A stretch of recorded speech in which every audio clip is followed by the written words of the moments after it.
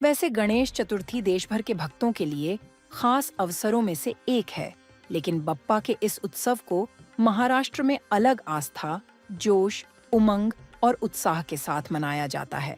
कहीं पांडालों में लोग एकत्रित होकर पूजा अर्चना करते हैं, तो कई लोग अपने घरों में ही बप्पा को विराजमान कर इस त्योहार को मनाते हैं। हर साल की तरह इस बार भी बॉलीवुड हस्तियों ने गणेश उत्सव का जश्न धूमधाम से मनाया।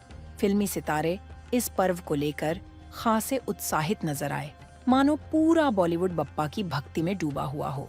अपने डांस के लिए मशहूर और तलाक के अफवाहों के बीच गोविंदा ने पत्नी सुनीता और बेटे संग गणेश चतुर्थी का त्योहार मनाया। मुझे तो इतना एक्साइटमेंट है इस बार, क्योंकि मेरा बेटा गणपति लेके आया है। इस तरह मेरी मदर मेरी सास ने, जब गोविंदा बड़े हो रहे थे, मतलब करियर वाइज में, तब उन्होंने प्रथा रखा था, हमारे ऑफिस में गणपति बैठते थे। और यशवर्धन का नेक्स्ट मंथ पिक्चर का शूटिंग स्टार्ट हो रहा है, तो मैंने बोला इस साल मेरा बेटा लेके आएगा, क्योंकि मैं चाहती हूँ कि यशवर्धन गोविंदा की तरह खूब नाम, इज्जत, शोहरत कमाए, सबका प्यार कमाए।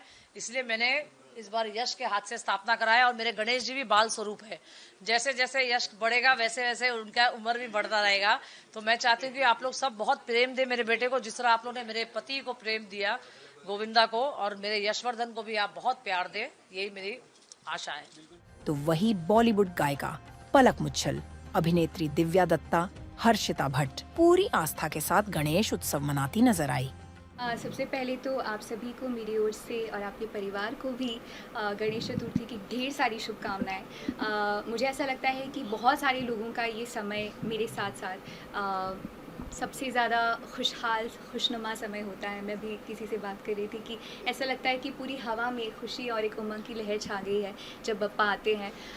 बप्पा के आगमन पे हर साल आप लोगों का भी आना होता है। हम पूरी खुशी, श्रद्धा से, समर्पण से सेवा करते हैं बप्पा की 5 दिन, और फिर 5वें दिन विसर्जन हो जाता है।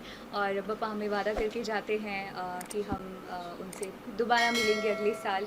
मुझे ऐसा लगता है कि मैं पर्सनली इस पर्व का पूरे साल इंतज़ार करती हूँ, क्योंकि मैं एक फ़हरिस्त बना के रखती हूँ बप्पा को थैंक यू बोलने की। क्योंकि वो पूरे साल इतनी सारी ब्लेसिंग्स देते हैं कि हर साल मेरी वो थैंक यू की लिस्ट बड़ी होती जाती है। और इस बार भी बहुत सारी ब्लेसिंग्स, बहुत सारे अच्छे अच्छे कार्य हुए हैं। 25 साल कंप्लीट किए मैंने अपने मिशन को, बहुत सारे अच्छे अच्छे गाने आए, सबका बहुत सारा प्यार मिला। सो बस उम्मीद करती हूँ कि बप्पा की कृपा सिर्फ मुझ पर ही नहीं, सब पर इसी तरह बनी रहे। मेरे ख्याल से पप्पा खुद ही सोच कर आते हैं कि किस तरह से उन्हें इस बार सजाया जाए, किस तरह से उनकी पूजा की जाए। और सबसे खूबसूरत बात होती है कि जिन लोगों से आप साल दर साल नहीं मिल पाते, वो इस दिन ज़रूर आते हैं, चाहे वो टाउन से आ रहे हैं, चाहे मीरा रोड से आ रहे हैं, कहीं से भी आ रहे हैं। लेकिन बारिश हो, तूफ़ान हो, जो भी हो, everyone comes and it's beautiful to meet everyone and celebrate Bappa's coming with everybody. मैं बस इतना ही कहना चाहूँगी कि हम हर काम करने से पहले गणपति बप्पा का नाम लेते हैं। और कुछ भी अच्छा हो तो उनका नाम बिना लिए कोई काम हमारा अच्छा नहीं होता। ये विघ्नहर्ता है, सुख करता है, दुख हरता है।